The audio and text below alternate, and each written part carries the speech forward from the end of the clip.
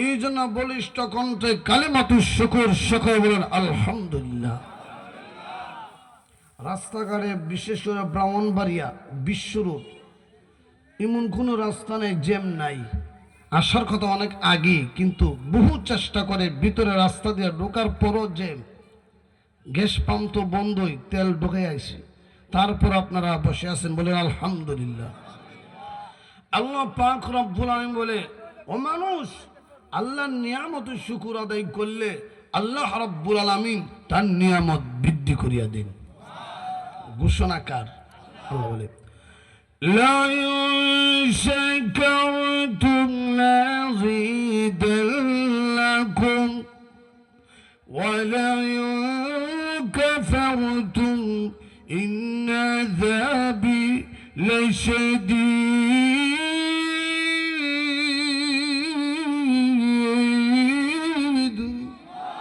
আর একটু জোরে কোন আল্লাহু আকবার। মানুষ যখন আল্লাহু আকবার বলে, আল্লাহ আল্লাহ আল্লাহু আকবার মানে আল্লাহ সবচেয়ে বড়। যখন ঠিক কিনা? প্রতি বৎসরই দিনের বেলা ঐতিহাসিক মাহফিল করে। এখন আসুন সংক্ষিপ্তভাবে আলোচনা। বহু মুসল্লিরা শ্রোতারা না খেয়ে মাহফিলে চলে আসছে, ঠিক কিনা? যেরকম আর আমি তো খাইছি না, খাওয়ার সুযোগ নেই, চা খাওয়ার সুযোগ নাই। যখন ঠিক কিনা? আমরাও খুশি, আল্লাহও খুশি। মিস্টার ইবলিস বেজার। আর একটু জোরে হন, মিস্টার ইবলিস বেজার। খুশি কে? আমরাও খুশি। যেরকম সুবহানাল্লাহ। মুনাজাত হয়ে গেলে ফেরেশতারা থাকবো না, চলে যাবে। আল্লাহর কাছে যাওয়ার পর আল্লাহ কই গেছিলে? গেছিলাম কিশোরগঞ্জ দুনিয়াতে। সুবহানাল্লাহ। যেরকম কেন গেছিলে? তখন বলে, প্রভু ওই পৃথিবীর মধ্যে কিশোরগঞ্জে ঐতিহাসিক ইসলামী মহাসম্মেলনে আমরা ফেরেশতার আলোচনা শুনতেছিলাম।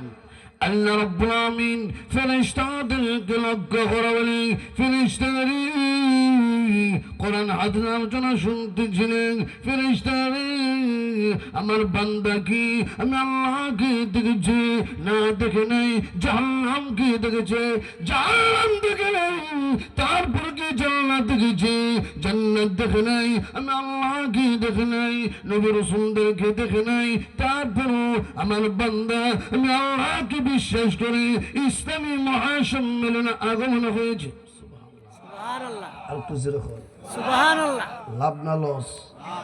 আরো জোরে বল। আল্লাহ পাক ফেরেশতাদেরকে লক্ষ্য করে বলে, ফেরেশতারা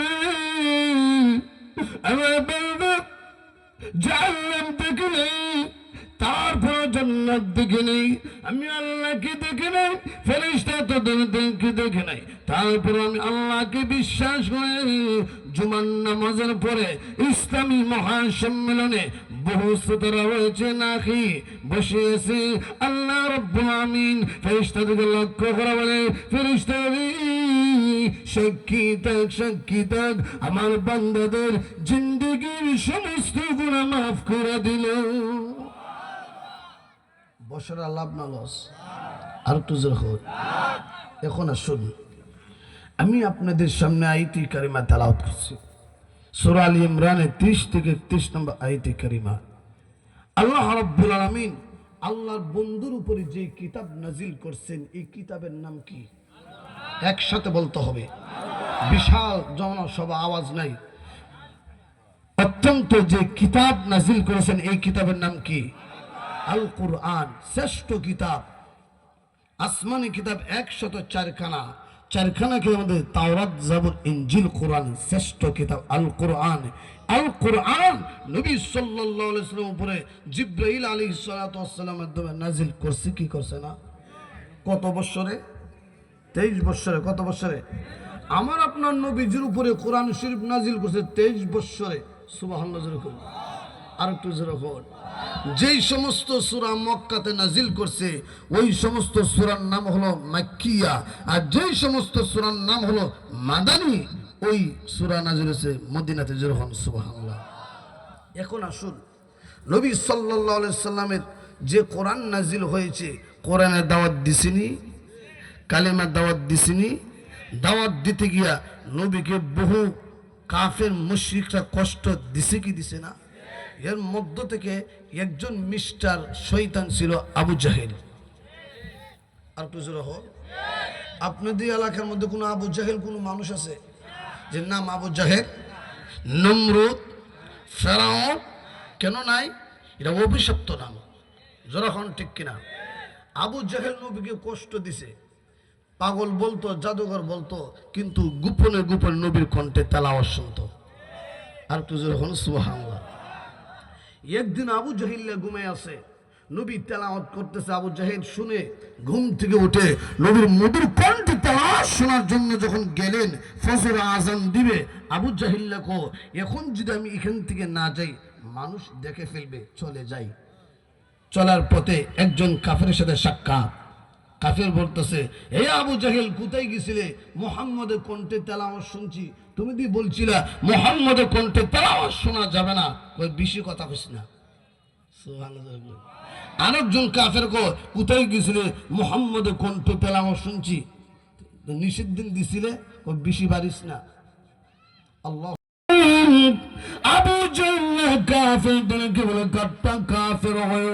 আবু জাহেল বলে জানিস নি উনি মুহাম্মদ, উনি আল আমিন, উনি নবীজি।